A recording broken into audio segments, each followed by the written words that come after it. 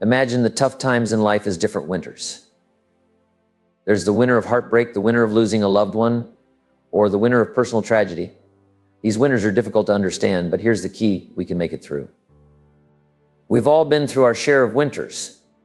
And the amazing thing about life is that no matter how cold or harsh a winter feels, it doesn't last forever. Time, with all its power, will carry us through. Think about what time does. It moves us forward, even when we feel stuck. That's the beauty of time. It doesn't stand still, and neither do we. We keep moving, even if it's inch by inch, and before we know it, we've made it through the toughest storms. But here's the question: how do you handle these winters? How do you survive when the cold is biting and the nights seem endless? The answer is simple. You get better, you get stronger, and you get wiser. There is no winter too harsh for you to survive. Whatever challenge comes your way, you have what it takes to figure it out. Just hold on. Keep in mind that even the darkest winters eventually give way to spring. And every spring brings new opportunities, new beginnings. That's a promise. Life always keeps spring, always follows winter. Remember communism's harsh rule that lasted for 75 years. That was a long winter. But even that came to an end. The lesson is this: no matter how long the winter, it will pass. And when it does, you will have grown wiser, stronger, and better prepared for whatever comes next. So while you're in the winter, work on yourself. Build your skills. Develop your self-esteem. Prepare yourself so that when spring comes, you'll be ready to bloom. Now, let's be honest, sometimes winter feels like it's dragging on forever. The night can seem like it'll never end. But eventually, the dawn will break, and the light will return. Just like a long recession has to turn into progress and growth, your hard times will eventually give way to opportunities. The long night must make room for the day. The cold will give way to warmth, and the hardships will open up to new possibilities. That's the cycle of life. You just have to hang in there. My mentor, Mr. Shove, told me, we don't need to change the wind that's just the wind blowing. What we need to change is ourselves. Life's winters will come whether we like it or not. We can't control the seasons, but we can control how we respond to them. And the key to getting through tough times is personal development. Here's the first step: learn from your own experiences. Reflect on the winters you've been through. What did you learn? Think back over the last few months or even the last year. Did you make mistakes? Good. Learn from them. Did you experience setbacks? Great. Use those setbacks as stepping stones. Every mistake is a lesson waiting to be learned. When I first met Mr. Shove, I had been struggling for years. He asked me how I was doing, and I told him the truth. Not very well. His response was simple but profound. Then I suggest you stop doing that. He explained that if I kept doing what I had been doing, the next 6 years would look just like the last 6. It was a wake-up call. If we want better results, we have to make changes. So learn from your past. Use your own experiences to become better. Winters are inevitable, but they don't have to defeat you. With each winter, you have the opportunity to grow, to learn, and to prepare for the spring that will surely come. And when that spring arrives, you'll be ready, wiser, stronger, and better equipped to make the most of it. So hang in there, stay the course, and remember, no winter lasts forever. Now let me share with you the second point, and it's the reason I'm sharing this message today. I like to call it OPE, which stands for other people's experiences. You see, life is too short to make all the mistakes yourself, and that's where the wisdom of others comes in. We have the incredible ability to learn from those around us, our teachers, friends, colleagues, and even complete strangers. These people have already been through many of the challenges you're facing, and they can share with you their lessons. They'll tell you about the mistakes they made, how they recovered, and how they improved their health, their finances, their future. Learning from other people's experiences is one of the most valuable tools you'll ever have. Remember this important phrase: negative is normal. It's not something we aim for, but it's a natural part of life. We all face setbacks, difficulties, and challenges. Now, here's the key point. You have to learn how to handle the negative. You can't pretend it doesn't exist, and you certainly can't ignore it. Some people might tell you to just focus on the positive and pretend there's no problem. They'll say things like, there are no weeds, but ignoring reality doesn't make it go away. If you ignore the weeds in your garden, they'll grow wild and take over. The same goes for life's challenges. If you don't deal with them, they'll multiply and become even harder to handle. This brings me to a concept I call the Great War, the eternal struggle between good and evil, light and darkness, positive and negative, effort and neglect. From the moment you were born, you were swept into this battle. It's a war of opposites, and it's going on all around us. If there's no light, darkness automatically takes over. If good people don't step up and do their part, then evil steps in to fill the void. It's the same with effort and neglect. If you don't tend to your goals, your plans, your dreams, neglect will slowly but surely take them from you. Now, let's get practical here. One of the biggest enemies we face in this constant battle is called neglect. Neglect can sneak up on you and ruin everything you've worked so hard to build. It doesn't happen overnight, but over time it can destroy your progress. I've seen it firsthand. 1 week of neglect can set you back a whole year trying to fix the damage. Maybe you neglect your health for a week. Maybe you skip a workout or let your diet slip. It seems like no big deal at first, but before you know it, that 1 week turns into a month. And now you're struggling to get back on track. The same goes for your work, your finances, and your relationships. Neglect them, and you'll soon find yourself in a hole that's hard to climb out of. So how do we handle this? How do we avoid falling into the trap of neglect? First, you've got to be aware of it. Don't let little things slip by just because they seem small. Keep an eye on the weeds in your life. Don't let them grow unchecked.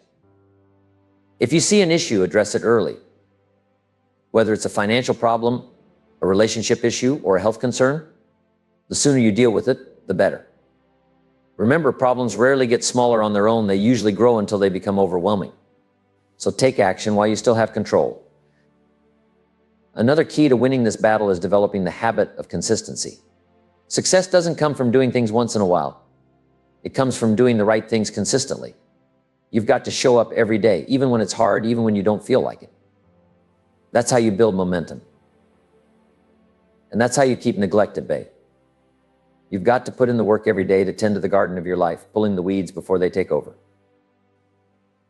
And next key, remember this. You don't have to fight this battle alone. Use other people's experiences, lean on their wisdom, and learn from their stories. They've been where you are. And their lessons can save you time, heartache, and frustration. That's why it's so important to keep growing, keep learning, and keep connecting with others. The more you learn from the experiences of others, the fewer mistakes you'll make on your own journey. Now, when you have a clear picture of your future, paying the price to get there becomes so much easier. Why? Because we all know for every promise there's a price to pay. It's a universal law, everyone has to pay the price. Everyone has to put in the effort, follow the disciplines, and do what it takes to reach their goals. But here's something important I've learned along the way. If the promise is strong enough, the price won't seem as heavy.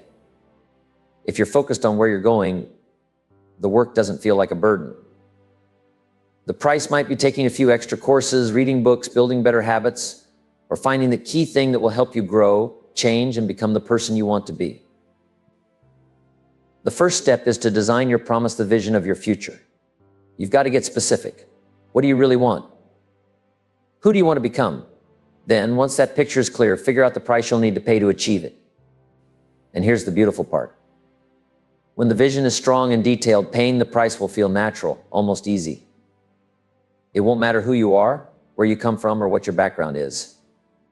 If you've laid out that vision with clarity, the places you want to go, the people you want to surround yourself with, the skills you want to master, the homes you want to live in, the life values you want to live by, if that vision is clear, I guarantee you, the price will be manageable. I always say the best advice I can give you is this. If I can do it, you can do it. I was just a farm boy from Idaho, no special privileges, no head start, raised in obscurity. But I found a way to turn my life upside down and inside out. I found a path to success and a promising future. And if I can do it, believe me, you can too. If you're willing to change, everything will change for you. That's the beauty of it. When you commit to growth, you keep evolving, getting better every day. Fast forward a few months, a few years, and when you look back, you won't believe the progress you've made. Whether it's in your finances, relationships, career, or even your fitness, personal development has the power to make your life truly special and meaningful.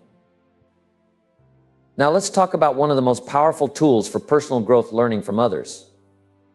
There are two types of people you can learn from. First, those who have failed. You know, it's a shame they don't hold seminars. Imagine how much we could learn if people who lost everything, who let their health slip, who ruined their friendships, who let their finances collapse, stood up and shared their stories. There would be a wealth of knowledge there. We could learn from their mistakes without having to make those same mistakes ourselves. But of course, we should also be learning from the people who've succeeded. These are the folks who've got it figured out, the ones who built their health, wealth, relationships, and skills to a high level. We ask them, how did you get so fit? How did you achieve so much success in business? What was the key to your financial turnaround? You see, by learning from both failure and success, you can build your own roadmap. You learn the pitfalls to avoid and the strategies that lead to victory. Now, when it comes to personal development, one of the best ways to grow is through observation. We learn by watching. Look around you. If you're in sports, pay attention to how the top athletes train. Notice their dedication, their routines, their discipline. In business, watch how successful people manage their time, handle their tasks, and make decisions. You pick up habits just by observing what successful people do. That's why I made this video, to give you a glimpse into someone else's experiences so you can learn from them and apply those lessons to your life. The second way we learn is through listening. I've got some lectures recorded, and you can take them with you on the go. Turn your car into a classroom. Listen to personal development material while you drive, while you walk, while you work out. Let your commute become a time of learning. The more you expose yourself to positive, growth-focused material, the more you'll absorb. Go to church and listen to the sermon on Sunday morning. Pay attention to experts, teachers, and leaders. When someone has something good to say, make sure you're tuned in. Because when you listen to others, you're tapping into their experience and knowledge, giving yourself a head start. So here's the key. If you can see your future clearly, the price to reach it will be easy to pay. If you're willing to learn from both failure and success, you'll gain the wisdom you need to move forward. And if you're committed to personal development by observing and listening to those around you, there's no limit to how far you can go. Remember, the promise is always worth the price. All you need is the vision and the willingness to pay the price to make it happen. Let me tell you something essential for personal development. Read as many books as you can. My mentor, Mr. Schoaf, introduced me to the idea of building a personal library. Over the years, I've put together a remarkable collection of books. Now, I'll be the first to admit I haven't read them all yet, but there's something about being surrounded by all that knowledge. It makes me feel like I've got an edge. At least I was wise enough to buy them. Now, the real task is to be wise enough to read them. And more importantly, once I read them, I need to be wise enough to extract the valuable lessons and, of course, put them into action. Because it's not just about gathering information. It's about transformation. Here's something Mr. Schoaf always reminded me of, and it's key. Become a good reader. The right book at the right time can change your life. Some books have had a profound impact on mine. One of the first my mentor recommended was the Bible. And my parents ensured I had a solid education by the time I turned 18. The combination of those two things gave me a foundation that has served me well over the years. Learning from stories of success and failure from individuals who either made it or missed it shaped my thinking in ways I can't even quantify. There were other books, too, that really shifted my perspective. One of them was Think and Grow Rich by Napoleon Hill, a powerful book that unlocked a mindset for wealth and achievement. Another one that had a huge impact on my financial journey was The Richest Man in Babylon by George Clason. In fact, it helped me achieve financial independence by the age of 31. I began to read more, attend more classes, and make sure I was surrounding myself with people who had wisdom to share. It wasn't just about absorbing information, it was about positioning myself for growth. One of the most valuable practices I picked up along the way was keeping a journal. That piece of advice came directly from my mentor, who told me, don't rely on your memory. When you hear something valuable, write it down. And I can tell you that simple act has made all the difference. Writing it down keeps it alive, keeps it actionable. So remember, reading isn't just a hobby. It's a tool for shaping your future. In the beginning, I used to scribble notes on whatever I had nearby, old envelopes, the back of receipts, torn pieces of paper. But you can imagine how that turned out. Those notes would pile up in a drawer somewhere. And when I needed to find something important, it was nowhere to be found. It didn't take long to realize that this wasn't going to work. That's when I learned about the power of keeping a proper journal, a bound notebook where I could collect my thoughts, ideas, and lessons in one organized place. I can't stress enough how important this practice has been. So, here's my advice. Get yourself a good journal, one that you'll be proud to keep and open up again and again. If something moves you, a line from a book, a quote from a speaker, an idea that pops into your mind during a quiet moment, capture it in your journal. It's not just about writing things down. It's about preserving wisdom, moments of inspiration, and lessons that might otherwise slip away. Keeping a good journal will serve you well for the rest of your life. Trust me on that. In fact, my journals have become an essential part of my personal library. If you were to step into my library and see those journals, you might say, this looks like the collection of a serious student. And you'd be right. My journals are filled with years of ideas, reflections, and valuable lessons. It's no wonder I get invited to speak and share my experiences around the world.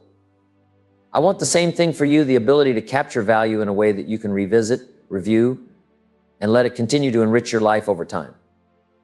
There's something magical about being able to track your growth and the wisdom you've gathered. So this is where it all begins, personal development.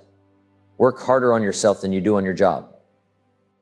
If you pour effort into improving yourself, into learning new things, developing your skills, attending classes, and absorbing everything that life presents to you, you'll be amazed at the difference it will make.